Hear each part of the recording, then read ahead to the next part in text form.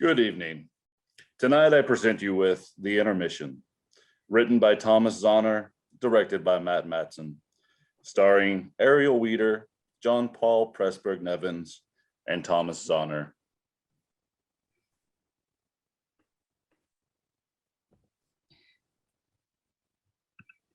So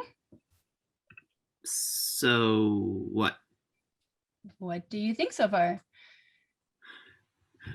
Well, it's certainly not boring, and I can tell you it's definitely worth the price of an orchestra seat. Let's put it this way. It definitely sells to the nosebleeds. They're the ones that pay the bills, so I'm relieved to hear it. I would feel so much better if New York Times felt the same sentiment as that.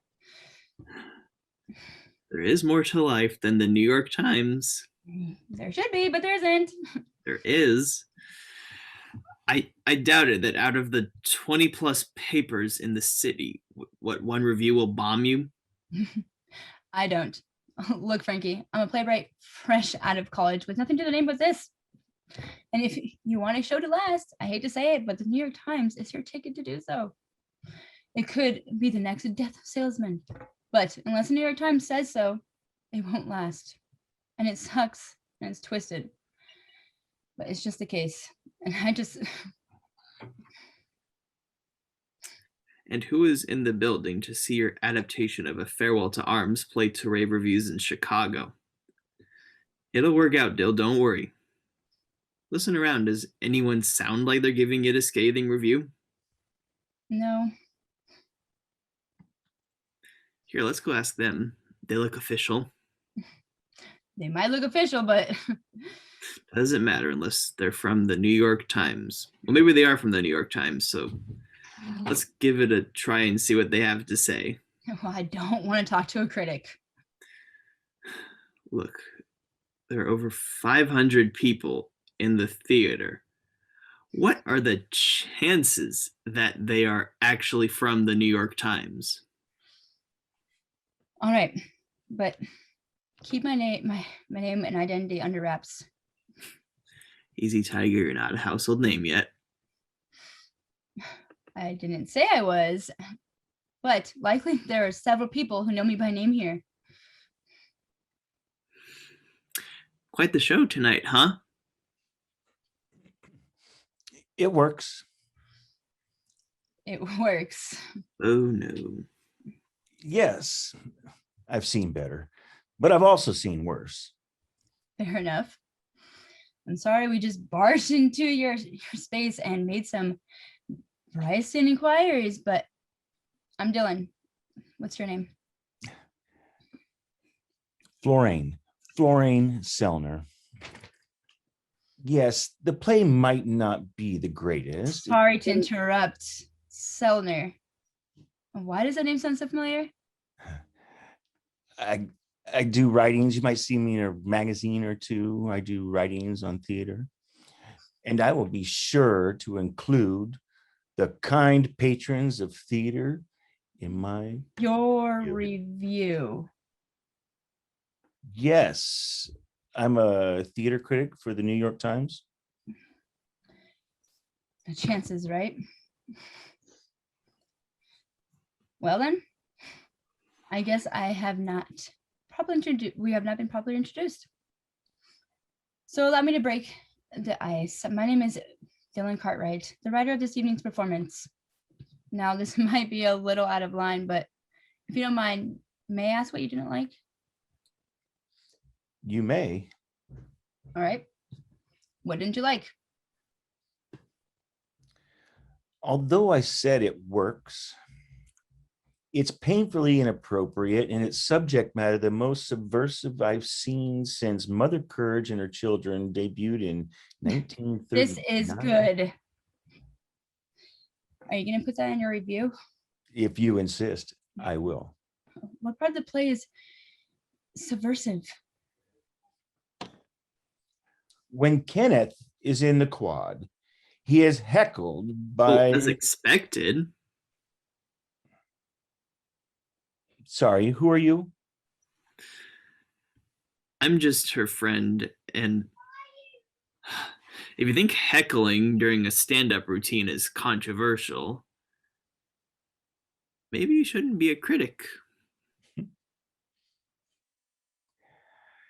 Maybe you should hold your tongue when others are using theirs. As I was, Kenneth is being heckled in the quad, but once Joseph throws the rotten tomato at him, he now feels anger and sets out to kill him. Right as the lights go out, Ken shoots him dead. We hear applause from the mass. And Yes, and what kind of message is that supposed to convey? it's an allegory. All right, an allegory for what? For the outspoken, for the activists. If you couldn't tell, Kenneth is supposed to be in the wrong for this one. But at the same time, he represents those in power who just blow hot air all day and actually don't add any meaningful into the world. The mass of the people who only speak criticism, but Joseph is the one who actually takes initiative with his physical criticism. And when he, the activist, does so, he is silenced by the higher power. So it's an anti-establishment play that supports gun violence. Yes, it has a gun in it, but that does not make it automatically gun supportive. But he's cheered on. You haven't seen the second act. What if he gets arrested? What if it's all in his imagination? What if he gets away? It's not like several murders don't end with the corporate scot-free off into the distance without any repercussions anyways. Well, you don't have to illustrate it as Mussolini's firing squad, then follow with the statewide salute from a dozen what appears to be sociopaths. You will see what will happen at the end. That doesn't change how the killing was portrayed. So you don't care what happens? Quite frankly, no.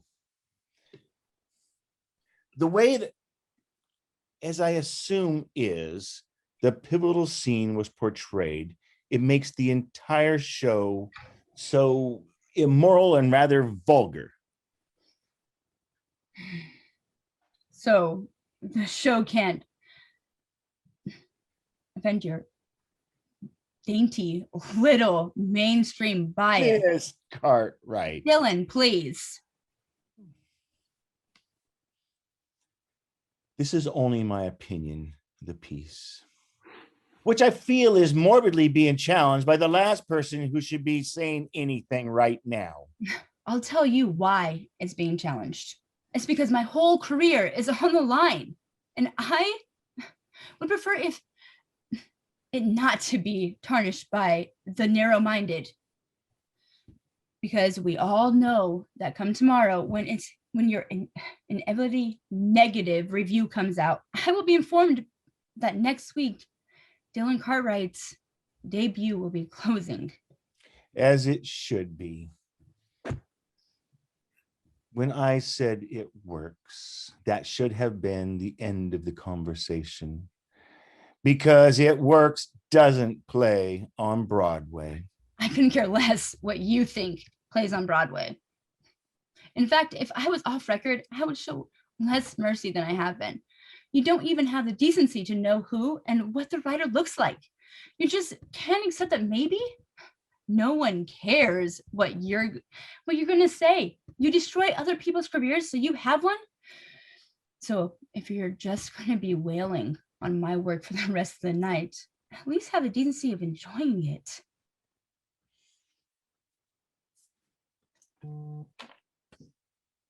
Excuse me. Do you know what you just did? Yeah, I do.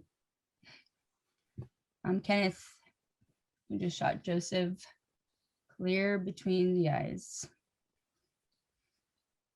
Let's get a drink.